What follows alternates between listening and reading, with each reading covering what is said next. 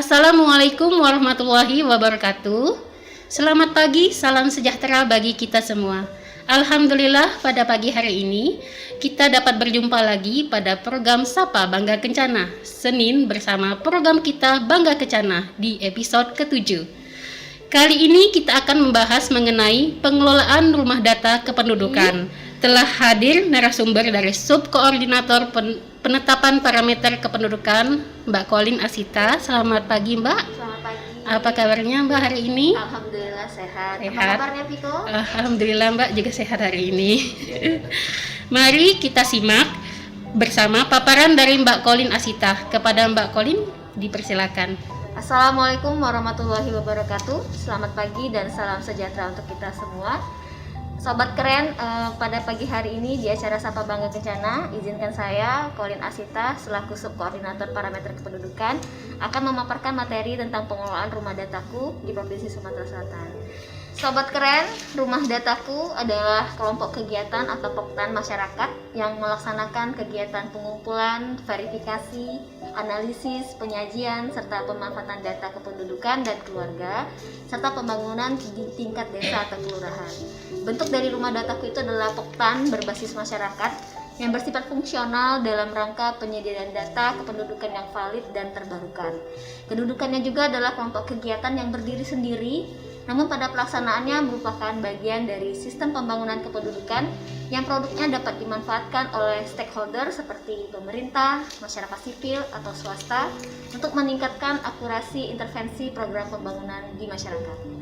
Tujuan dan fungsi rumah dataku bisa kita lihat bersama di sini sobat keren. Tujuannya adalah satu, membangun kepedulian dan kesadaran akan data pada masyarakat desa atau kelurahan.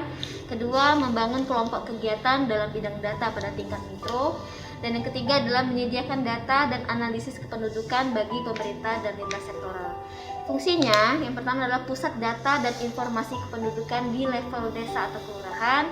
Yang kedua adalah penyedia data basis bagi intervensi pembangunan kependudukan. Dan yang ketiga adalah instrumen pendidikan kependudukan bagi masyarakat. Kegiatan pokok dari rumah dataku ini yang pertama adalah melakukan pengumpulan dan updating data, kemudian pengolahan data, yang ketiga adalah analisis data, keempat penyajian data, yang kelima adalah memberi masukan atas temuan yang dianggap penting dan perlu ditindaklanjuti. Pengelolaan dan pengembangan rumah dataku ini yang pertama adalah pembentukan rumah dataku. Pembentukan rumah dataku ini adalah melakukan penggalangan kesepakatan bersama dengan pemuda dan tokoh masyarakat di tingkat pemerintah desa atau kelurahan. Kemudian kedua adalah mengidentifikasi SDM potensial untuk dipilih sebagai calon kader rumah data. Melakukan pertemuan antara kader-kader potensial, ketua RT, ketua RW atau dusun. Kemudian melakukan pemilihan kader rumah data. Dan yang ketiga adalah melakukan pengukuhan kader rumah data dengan SK di peresmian rumah minimal oleh Kades atau lurah. Yang ketiga adalah orientasi bagi kader rumah data itu sendiri. Yang pertama adalah orientasi pengelolaan rumah data, orientasi pengolahan dan analisis data. Kemudian yang keempat adalah kader melaksanakan kegiatan rumah data. Ini adalah bentuk dari rumah dataku. Sarana dan prasarana rumah dataku, sobat keren, yang pertama adalah papan nama dari rumah data itu sendiri. Kemudian yang kedua adalah adanya buku data, dan yang ketiga adanya sarana penyajian, yang keempat adanya pojok kependudukan, yang kelima adanya buku saku, dan yang keenam adalah sarana pengolahan data itu sendiri. Tahapan pendataan di rumah dataku yang pertama adalah pengumpulan data. Pengumpulan ini dilakukan kurang lebih 3 bulan, hasil dari pendataan keluarga. Kemudian setelah itu dilakukan verifikasi data paling minimal 1 bulan. Di sini adalah verifikasi data yang telah dikumpulkan dari pengumpulan data itu sendiri. Kemudian dilanjutkan dengan pengolahan data, ini kurang lebih 1 bulan juga, rekap data dan analisis sederhana. Setelah dilakukan pengolahan data, kita lanjutkan dengan penyajian data. Penyajian data ini juga dilakukan paling tidak 1 bulan dan bentuknya akan muncul dalam bentuk tabel, grafik, dan diagram. Pembaruan data atau updating data di sini adalah dilakukan yang pertama adalah bulan pertama. Jadi bulan pertama ini sobat keren dilakukan updating data berupa data kuantitas penduduk. Kemudian di bulan kedua itu updating datanya dalam bentuk data kualitas penduduk dan pembangunan keluarga. Di bulan ketiga adanya updating dalam data mobilitas, dan di bulan keempat adanya updating dalam cakupan administrasi. Di bulan kelima adalah data perlindungan sosial, dan di bulan keenam adanya data potensi desa atau kelurahan. Indikator klasifikasi rumah dataku terdiri dari beberapa indikator dan 3 klasifikasi sederhana, lengkap, dan paripurna. Indikator pertama adalah dasar hukum, yaitu SK pengukuhan rumah dataku. Ini wajib ada di seluruh klasifikasi rumah dataku. Orientasi penerus yaitu orientasi pengolahan rumah dataku, orientasi pengolahan data, dan orientasi analisis data. Di klasifikasi sederhana minimal ada 1 kali orientasi, di klasifikasi lengkap lebih dari 1 orientasi, dan paripurna sendiri adalah lengkap orientasinya, jadi kader mendapat orientasi pengolahan, dan analisis data. Sarana dan prasarana itu yang pertama ada buku data, papan nama, papan data, pojok kependudukan, sarana pengolahan data. Untuk diklasifikasi sederhana minimal ada 1 sarana dan prasarana, untuk diklasifikasi lengkap lebih dari 1 sarana prasarana, dan untuk diklasifikasi paripurna lebih dari 2 sarana dan prasarana dari buku data, papan nama, papan data, pojok kependudukan, dan sarana pengolahan data. Indikator ketersediaan data yaitu berupa kualitas penduduk, mobilitas penduduk, pembangunan keluarga, administrasi kependudukan, perlindungan sosial, dan potensi desa kelurahan. Untuk diklasifikasi sederhana minimal ada 1 jenis data, untuk diklasifikasi lengkap lebih dari 2 jenis data, dan diklasifikasi paripurna lebih dari 3 jenis data. Bentuk penyajian data itu berupa pencatatan dalam buku data dan tabel data atau infografis. Untuk diklasifikasi sederhana minimal ada 1 penyajian data, kemudian diklasifikasi lengkap juga minimal 1 penyajian data, dan untuk diklasifikasi paripurna itu harus lengkap penyajian datanya, jadi diklasifikasi paripurna itu harus ada pencatatan dalam buku data, tabel data, atau infografis. Pemanfaatan data di sini yaitu perencanaan, intervensi, dan penelitian. Untuk diklasifikasi sederhana tidak wajib ada pemanfaatan data ini, kemudian untuk diklasifikasi lengkap minimal ada 1 kali pemanfaatan, dan paripurna minimal juga ada 1 pemanfaatan. Situasi terkini rumah dataku berdasarkan data klasifikasi rumah dataku di Provinsi Sumatera Selatan memiliki total rumah dataku sebanyak 403 rumah data. Dengan rincian klasifikasi yang pertama sederhana itu berjumlah 344 atau 85,36%. Kemudian di klasifikasi lengkap itu ada 17 atau 4,22%. Dan di klasifikasi paripurna ada 42 rumah dataku atau 10,42%. Ini merupakan tabel klasifikasi rumah dataku di 17 kabupaten kota. Jadi sobat kalian bisa kita lihat bersama di sini.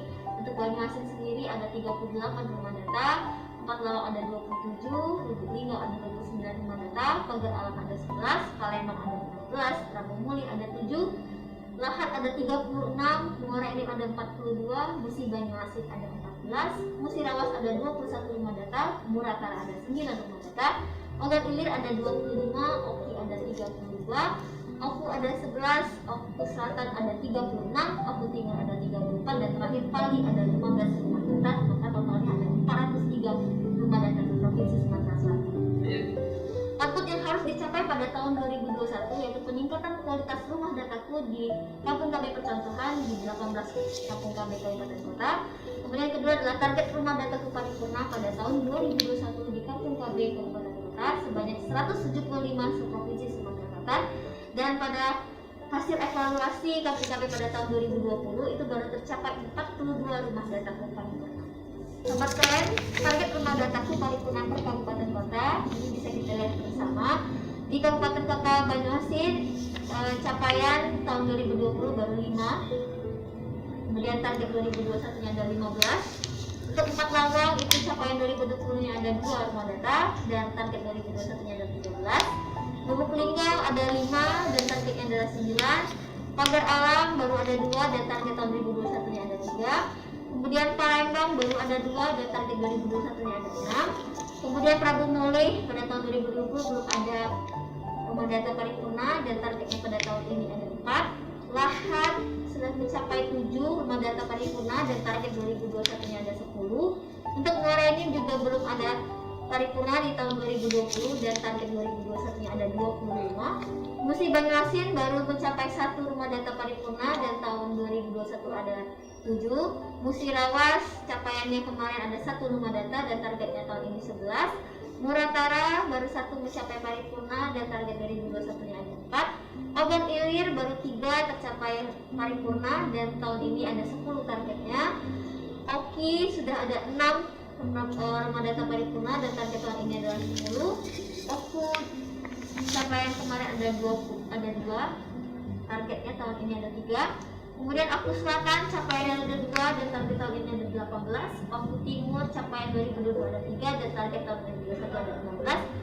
Pali capaian tahun 2020 belum ada dan target tahun 2021 ada 9. Maka totalnya capaian 2020 ada 42 rumah data dan target 2021 nya total ada 175 ke Provinsi Sumatera Selatan.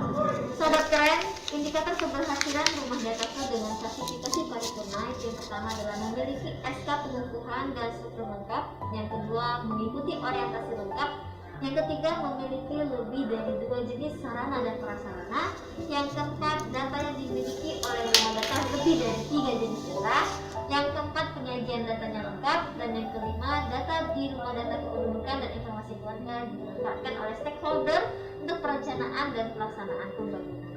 Sobat keren, demikianlah paparan dari saya. Terima kasih. Wassalamualaikum warahmatullahi wabarakatuh. Waalaikumsalam warahmatullahi wabarakatuh. Terima kasih atas pemaparannya Mbak Olin. Jadi rumah dataku itu terletaknya di Kampung KB ya Mbak? Ya benar Tiko ya. Jadi rumah dataku itu berada di Kampung KB. Jadi di seluruh kabupaten kota di Provinsi Sumatera Selatan. Yang membentuk Kampung KB juga diiringi dengan pembentukan rumah dataku di Kampung KB itu sendiri. Tadi sekilas Mbak ya saya lihat dari pemaparan Mbak Olin, target di tahun 2021 ini ada 175 rumah dataku yang berstatus paripurna. Baru tercapai 42 nih Mbak, berarti kurang 133 lagi. Itu apa yang harus dilakukan oleh bidang dagduk terutama parameter ya untuk mencapai hasil target tersebut Mbak? Ya, kita akan melakukan orientasi, orientasi penguatan kapasitas rumah dataku. Kita akan mengundang Kabid Dagduk, Kasubit yang mengawal rumah data. Kemudian kita juga akan mengundang penyuluh KB dan Pokja rumah data di kampung KB bersangkutan. Kemudian yang kedua adalah kita akan melakukan sosialisasi. Jadi ada sosialisasi tentang bagaimana penggunaan aplikasi rumah data itu sendiri. Karena kita harapkan bahwa rumah data ini telah menyajikan data dalam bentuk buku data maupun tabel atau infografis. Karena itu merupakan salah satu indikator untuk klasifikasi paripurna. Jadi setelah kita melakukan orientasi, kita juga akan melakukan sosialisasi ke 17 kabupaten kota. Terakhir, kita akan melakukan monitoring dari kegiatan orientasi dan sosialisasi tersebut. Apakah di 17 kabupaten kota telah melaksanakan apa yang telah kita sampaikan ya. Jadi apakah akan mencapai rumah data berklasifikasi paripurna gitu. Ya semoga bidang dagduk dapat mencapai target 2021 175 ke rumah dataku berklasifikasi paripurna ya Mbak ya. Jadi kami berharap bersama-sama ya bidang dagduk Provinsi Sumatera Selatan bersama-sama dengan bidang dagduk di kabupaten kota dan juga penyuluh KB dan Pokja rumah data itu kita bisa mencapai target 2021 target rumah data berklasifikasi paripurna sebanyak 175 se-Provinsi Sumatera Selatan. Ya, karena ini adalah target kita bersama. Iya, betul Mbak. Demikianlah acara program Sapa Bangga Kencana episode ke-7 kali ini. Terima kasih kepada Sobat Keren yang telah menyaksikan. Jangan lupa like, share, dan subscribe channel ini. Sampai jumpa di episode program Sapa Bangga Kencana selanjutnya. Wassalamualaikum warahmatullahi wabarakatuh. Berencana itu keren.